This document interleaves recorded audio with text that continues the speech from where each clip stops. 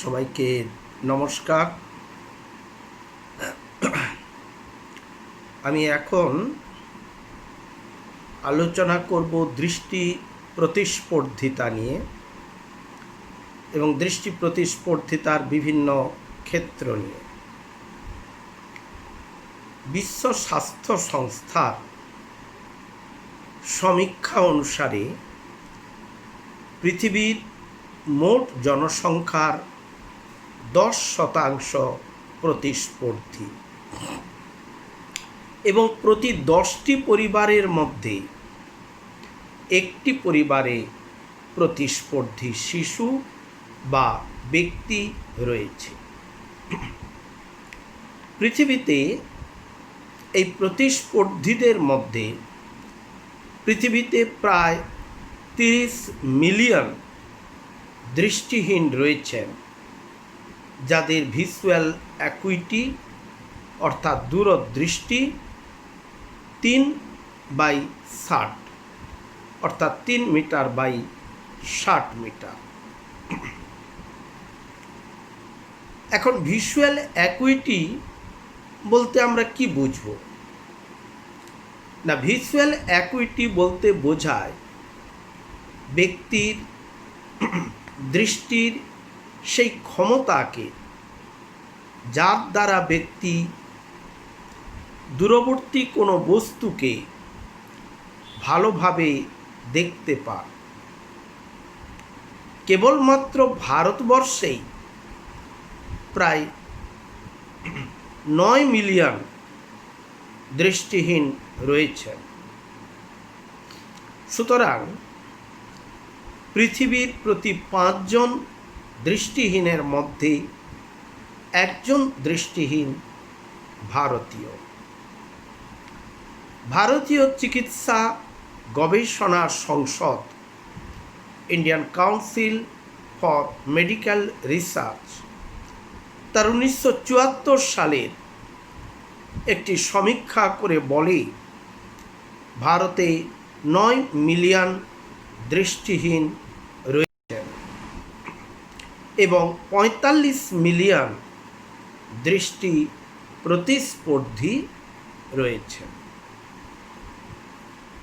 বিশ্ব স্বাস্থ্য সংস্থার 1986-87 সালের সমীক্ষা অনুযায়ী ভারতে 850 মিলিয়ন জনসংখ্যার মধ্যে 12.66 মিলিয়ন অর্থাৎ 1.49% জনসংখ্যা গুরুতর ধরনের দৃষ্টি প্রতিস্পর্ধী, যাদের ভিজুয়াল অ্যাকুইটি বা দূর নিরীক্ষণ ক্ষমতা 3/60 কম। এদের মধ্যে 81% ছানির কারণে দৃষ্টিশক্তি হারিয়েছে। 81% তারা দৃষ্টিশক্তি হারিয়েছেন ছানিজনিত কারণে। অর্থাৎ প্রায় 10 মিলিয়ন ভারতীয় শুধুমাত্র ছানির কারণে গুরুতর ধরনের দৃষ্টি প্রতিস্পর্ধী হয়ে গেছে। ভারতে প্রতি 2000 জনসংখ্যায় একজন অর্থাৎ প্রায় 0.5 মিলিয়ন শিশু গুরুতর ধরনের দৃষ্টিহীনতার শিকার। 1974 সালে Indian council for medical research জাতীয় স্তরে একটি সমীক্ষা পরিচালনা করে দেখেন যে জনসংখ্যার 1.38% অর্থনৈতিক কারণে দৃষ্টি প্রতিস্পর্ধী। কিন্তু 1986 থেকে 1989 সালের জাতীয় সমীক্ষা থেকে জানা গেছে যে অর্থনৈতিকভাবে দৃষ্টি প্রতিস্পর্ধী হওয়ার হার 1.49%। একথা বিশ্ব স্বাস্থ্য সংস্থাও স্বীকার করেছে।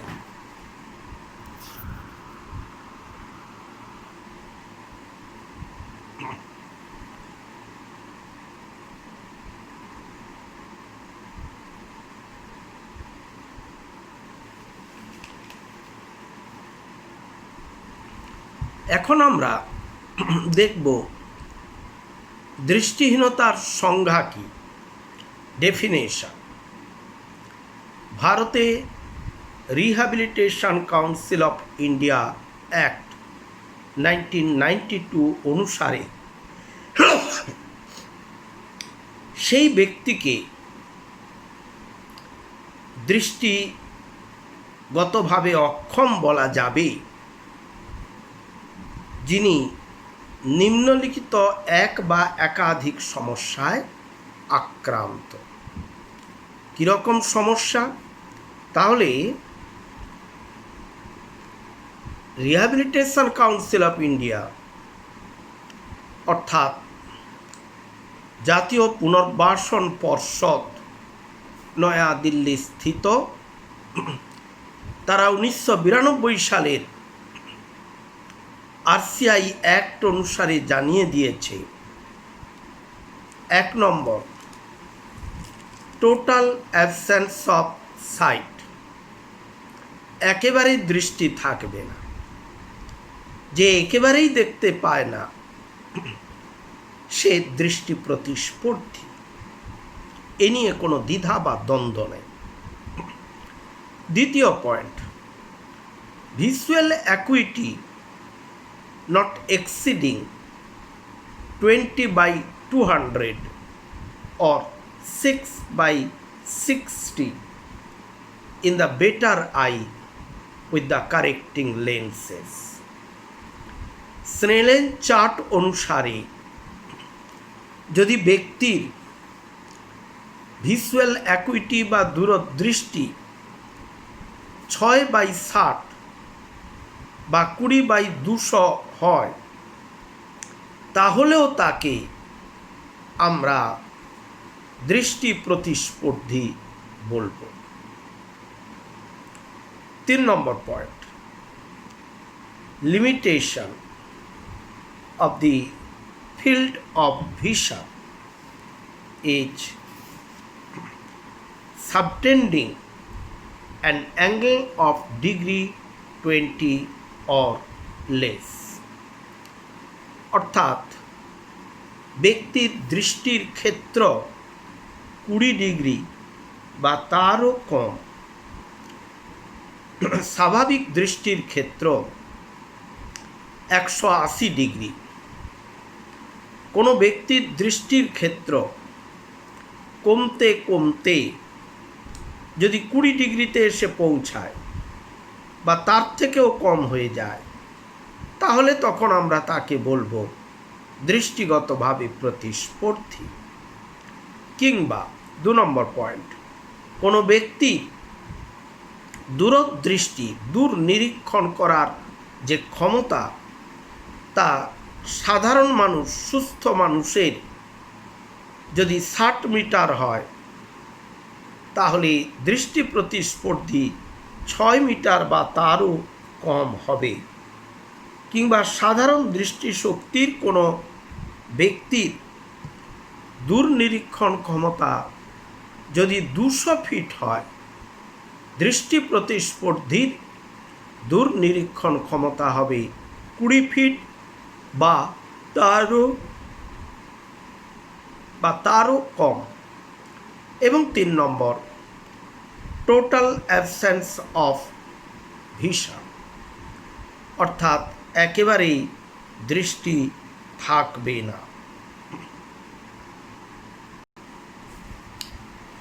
এ গেল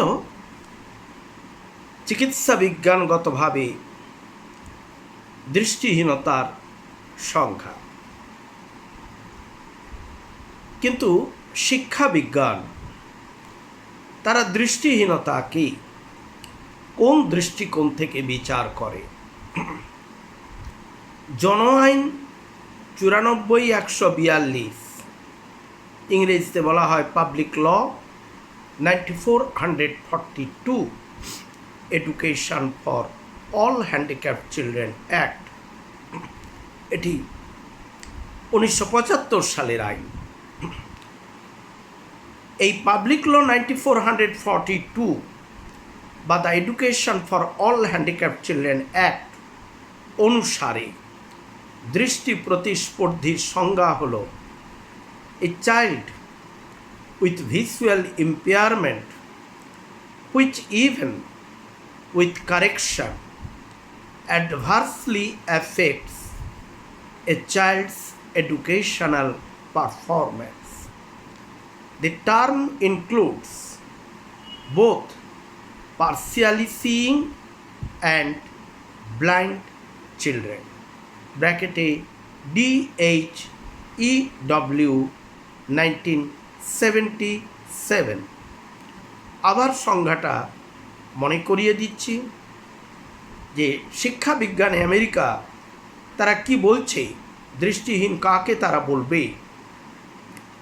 আমেরিকা জানাচ্ছে এ child with visual impairment which even with correction adversely affects a child's educational performance. The term includes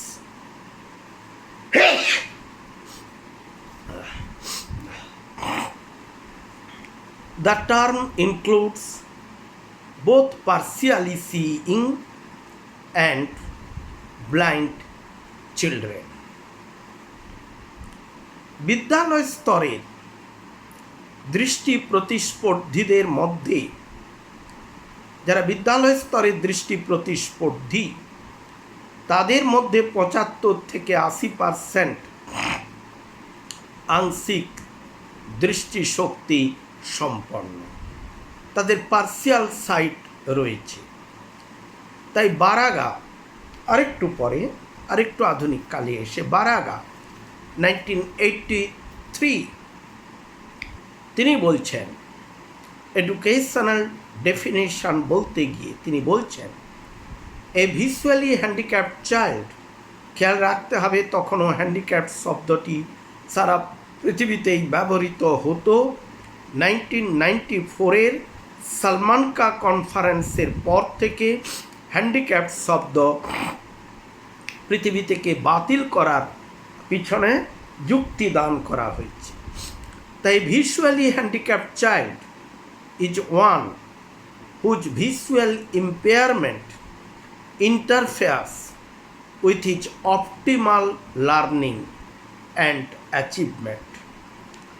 Unless adaptations are made in the methods of presenting learning experiences, the nature of the materials used and or in the learning environment.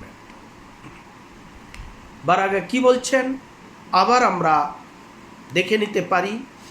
A visually handicapped child is one whose visual impairment interferes with his optimal learning and achievement unless adaptations are made in the methods of presenting learning experiences, the nature of the materials used and or in the learning environment. উপরের দুটি সংজ্ঞাতেই শিক্ষাগতভাবে দৃষ্টিহীনতার কথা বলা হয়েছে। সুরান and রিজ্জো 1979 মতে the educationally blind child is most easily understood as the child who cannot make use of vision for the purpose of learning. A given child who is classified as educationally blind may well retain some small degree of residual vision, but this remaining vision cannot be employed in the learning situation. সুরান and রিজ্জোর 148 পৃষ্ঠায় রয়েছে। তাহলে আবার বলছি, সুরান and রিজ্জো educationally যারা শিক্ষাগতভাবে দৃষ্টি প্রতিস্পর্ধী তাদের সংজ্ঞা দান করেছেন। তার মতে, the educationally blind child is most easily understood as the child who cannot make use of vision for the purpose of learning. A given child who is classified as educationally blind may well retain some small degree of residual vision, but this remaining vision cannot be employed in the learning situation. এটি 1979 সুরান and রিজ্জোর বই থেকে আমি দেখালাম। Taylor 1973 তিনিও দৃষ্টি প্রতিস্পর্ধিতার সংঘাতে শিক্ষাক্ষেত্রে দৃষ্টিহীনতার কথা বলেছেন। কেমন? বিশপের বই থেকে আমি দেখাতে পারি, এগুলো খুব ক্লাসিক্যাল বই, in the field of visual impairment, একেবারে ক্লাসিক্যাল বই। এই বইগুলোর উপর বেশ করে সমস্ত গবেষক তারা দৃষ্টিহীনতাকে নিয়ে কাজ করেন। অতএব বিশপ 1971 তিনি তাঁর ডেফিনিশনে বলছেন, the child whose visual condition is such that it interferes with efficient learning, but who is still able to use print as his chief medium of learning. দেখা যাক বিশপ কি বলছেন, আবার মনে করিয়ে দিই। The child whose visual condition is such that it interferes with efficient learning, but who is still able to use print as his chief medium of learning. 1971 bishop একথাটা বলেছেন। বিশ্ব স্বাস্থ্য সংস্থা 1992 সালে ওয়ার্ল্ড হেলথ অর্গানাইজেশন তারা বলছে, a person with low vision is one who has impairment of visual functioning even after treatment and or standard refractive corrections, and has a visual acuity of less than 6/18 to light perception, or a visual field of less than 10 degrees from the point of fixations, but who uses or is potentially able to use vision for the planning or execution of a task. বিশ্ব স্বাস্থ্য সংস্থা প্রায় অনুসরণ করে ভারতে persons with disabilities act 1995 স্বল্প দৃষ্টিমানদের সংজ্ঞা দিয়েছে।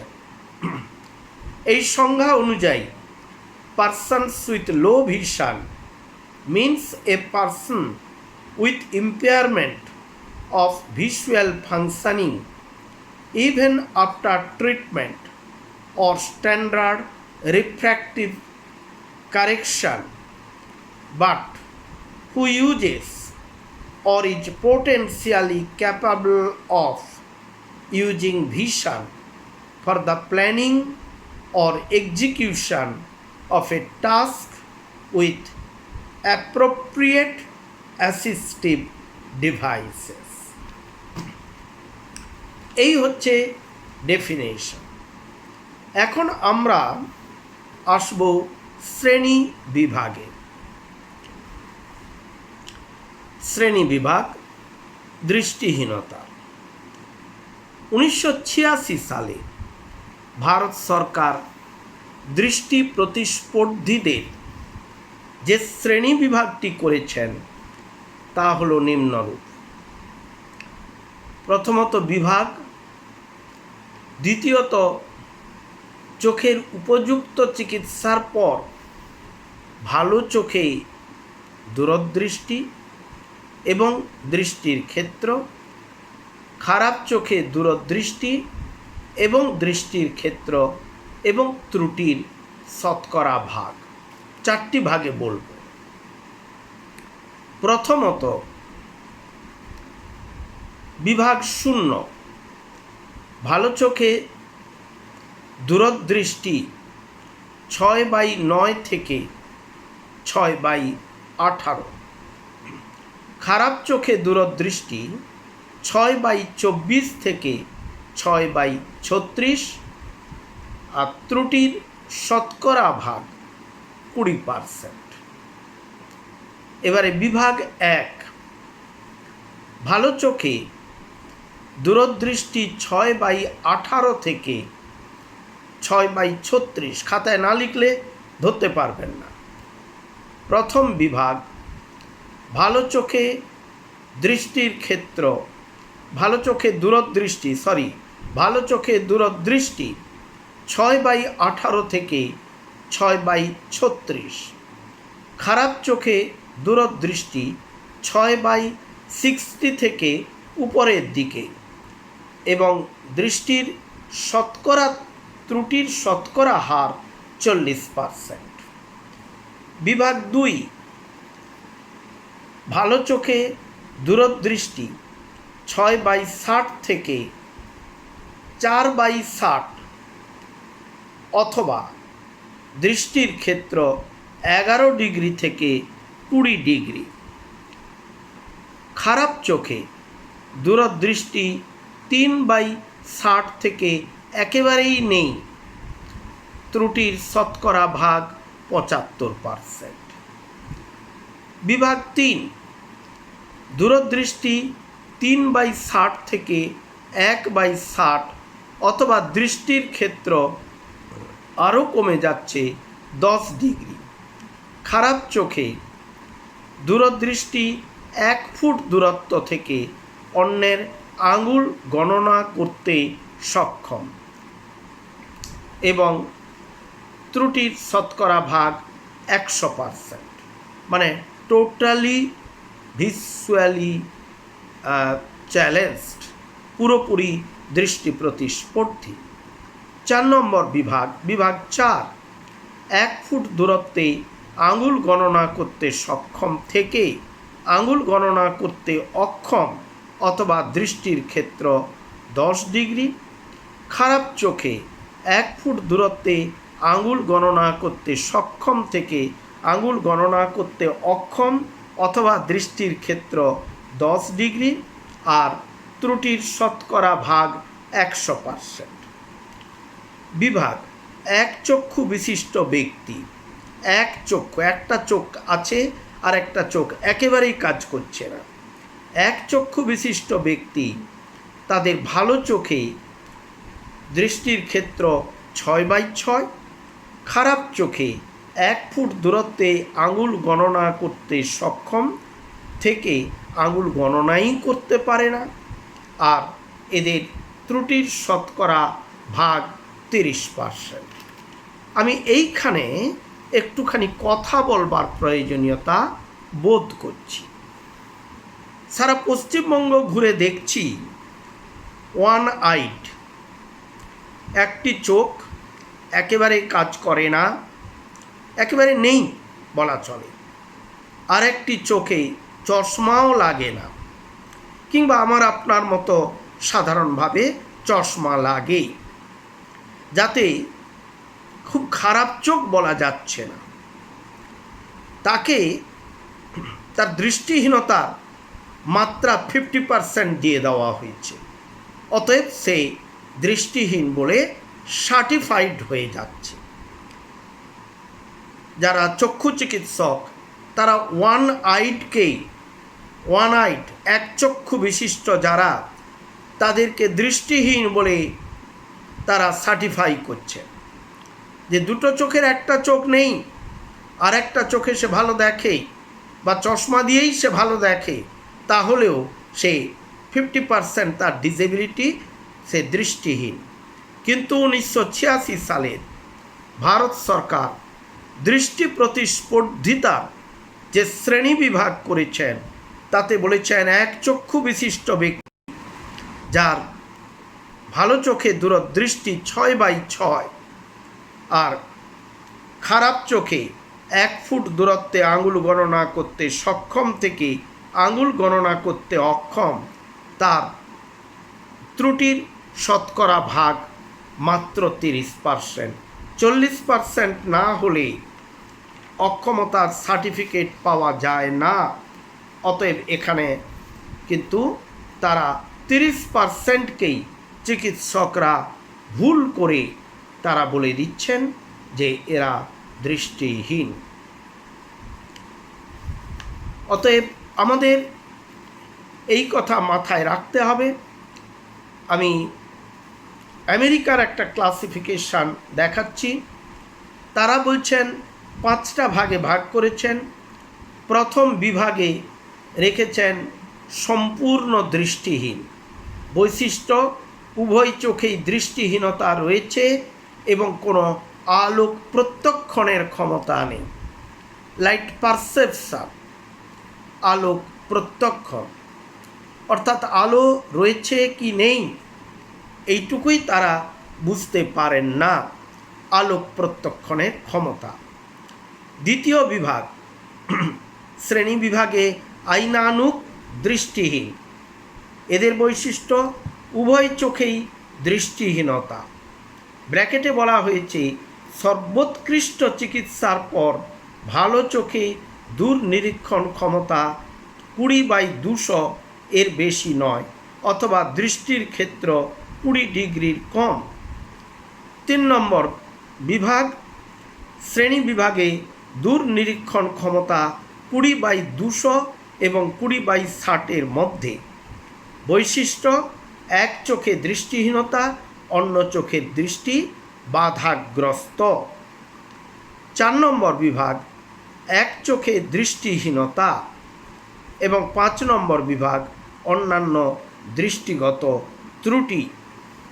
সুতরাং দৃষ্টিহীনতার যে বিভাগ, সেই বিভাগ কিন্তু পৃথিবীর বিভিন্ন রাষ্ট্রে বিভিন্ন রকমভাবে রয়েছে।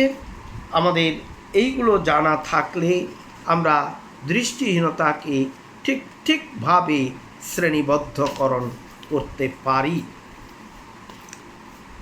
আমেরিকার অ্যাকাডেমি অফ অপথ্যালমোলজি অ্যান্ড অটোল্যারিঙ্গোলজি এবং ইন্টারন্যাশনাল কাউন্সিল অব অপথ্যালমোলজির মতে আইনত দৃষ্টিহীন শব্দটির প্রয়োগ বাদ দেওয়া উচিত। মানে ব্লাইন্ড এই শব্দটির আইনত বাদ দেওয়া উচিত এবং গুরুতর মাত্রায় দৃষ্টিগত ত্রুটি বা সিভিয়ার ভিজুয়াল ইম্পেয়ারমেন্ট শব্দটির পরিবর্তে কোনো উপযুক্ত শব্দের সন্ধান ও ব্যবহার করা বাঞ্ছনীয়। তাহলে এই গুরুতর মাত্রায় দৃষ্টিগত ত্রুটি শব্দ এবং আইনত দৃষ্টিহীন শব্দ ব্যবহার করার ক্ষেত্রে আমেরিকা একমত নয়, অর্থাৎ তারা চাইছে না এরকম শব্দ আমরা ব্যবহার করি। যে কারণে ভিজুয়ালি চ্যালেঞ্জড আমরা বাংলা করেছি দৃষ্টিগতভাবে প্রতিস্পর্ধী। ভিজুয়ালি চ্যালেঞ্জড বা দৃষ্টিগতভাবে প্রতিস্পর্ধী এই শব্দটিকে বহুলভাবে ব্যবহার করা হচ্ছে। তাহলে দৃষ্টি প্রতিস্পর্ধিতার ভাগ হলো তিনটে। 1 নম্বর স্বাভাবিক অথবা কাছাকাছি স্বাভাবিক দৃষ্টি। স্বাভাবিক দৃষ্টি আমার তো স্বাভাবিক নয়, তাহলে কাছাকাছি স্বাভাবিক দৃষ্টির বিভাগের মধ্যে আমি পড়ছি। এইরূপ দৃষ্টিশক্তি সম্পন্নরা কোনো বিশেষ প্রকারের দৃষ্টি সহায়ক সাজ সরঞ্জাম ছাড়াই দৃষ্টিশক্তির প্রয়োজন এমন সকল প্রকারের কাজ করতে পারেন। আবার বলছি, স্বাভাবিক অথবা কাছাকাছি স্বাভাবিক দৃষ্টি, এইরূপ দৃষ্টিশক্তি সম্পন্নরা কোনো বিশেষ প্রকারের দৃষ্টি সহায়ক সাজ সরঞ্জাম ছাড়াই দৃষ্টিশক্তির প্রয়োজন রয়েছে এমন সমস্ত প্রকারের কাজ করতে পারেন। 2 নম্বর স্বল্প দৃষ্টি সম্পন্ন। এই সকল ব্যক্তিদের দৃষ্টিশক্তির প্রয়োজন এরূপ কোনো কাজ করতে গেলে বিশেষ প্রকারের দৃষ্টি সহায়ক সাজ সরঞ্জামের প্রয়োজন হয়। এবং তৃতীয়ত দৃষ্টি প্রতিস্পর্ধী বা দৃষ্টিহীনতা বলে যারা বলে থাকেন, এইরূপ ব্যক্তিরা অন্যান্য জ্ঞানেন্দ্রিয় অর্থাৎ কর্ণ, নাসকর্ণ মানে শ্রবণ, নাসিকা গন্ধ, ত্বক স্পর্শ এবং জিহ্বা বা স্বাদ ইত্যাদির উপর নির্ভর ছাড়া সাধারণভাবে দৃষ্টি নির্ভর কোনো কাজ করতে পারেন না। অর্থাৎ যাদেরকে আমরা বলছি দৃষ্টিহীন, তাদের ক্ষেত্রে যেহেতু চোখ কাজ করছে না, তাই কান, নাক, জিহ্বা ও ত্বক এই 4টি জ্ঞানেন্দ্রিয়ের সহায়তায় তারা কোনো কাজ করতে পারেন, পরিবেশ সম্বন্ধে পরিচিত হতে পারেন, বাইরের জগৎ সম্বন্ধে তারা একটি ধারণা লাভ করতে পারেন। এটি আমাদের মাথায় রাখতে হবে।